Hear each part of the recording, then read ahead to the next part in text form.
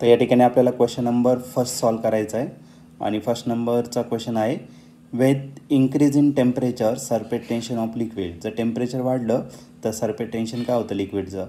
तर या ठिकाणी एक्सेप्शन्स दिलेले आहे तुम्हाला मोल्टन कॅडमियम अँड कॉपर. हा क्वेश्चन दिलेला आहे 2010ला. कॉपर आणि कॅडमियममध्ये उलट्या पद्धतीने होतं. टेम्परेचर वाढलं तर सरफेस टेन्शन पण वाढतं आणि डिक्रीज झालं तर डिक्रीज होतं.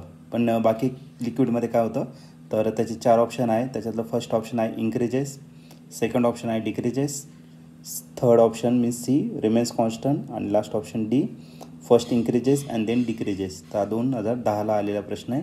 चला आता बघूया याचे ऑप्शन्स काय असतील ते. या केसमध्ये आपल्याला क्वेश्चन दिलेलं आहे with increase in temperature surface tension off liquid काय होणार.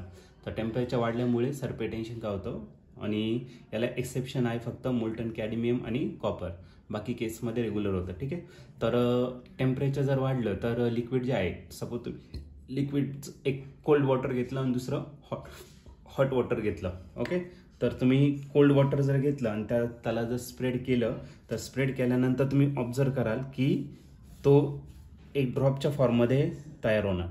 पण जर तुम्ही हॉट वॉटर जर असेल तर ते काय होणार तर तुम्ही टाकल्यानंतर ते काय होणार तर ड्रॉप नाही तयार होणार. म्हणजे ते काय होणार तर स्प्रेड होऊन जाणार. म्हणजे याचा अर्थ काय तर टेम्परेचर कमी असेल तर तो सरफेस टेन्शन जास्त राहतो. ओके. आणि टेम्परेचर जर इन्क्रीज झालं तर सरफेस टेन्शन काय होतं डिक्रीजेस. म्हणजे याच्यात इन्व्हर्स रिलेशन आहे. मग आपल्याकडे 4 ऑप्शन आहे. तर या 4 ऑप्शनपैकी आपलं जे ऑप्शन आहे फर्स्ट ऑप्शन आहे इन्क्रीजेस.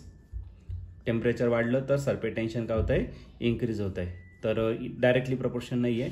तर फर्स्ट ऑप्शन तुमचं रॉंग असेल. बी ऑप्शन दिलेलं आहे ते काय दिलेलं आहे तुम्हाला डिक्रीजेस. तर आपलं जे बी ऑप्शन आहे तर हे बी ऑप्शनच आपलं काय तर राईट ऑप्शन आहे. B option is the right option. As temperature increases surface tension decreases. Option B is the right option. बाकीचे ऑप्शन देत नाही.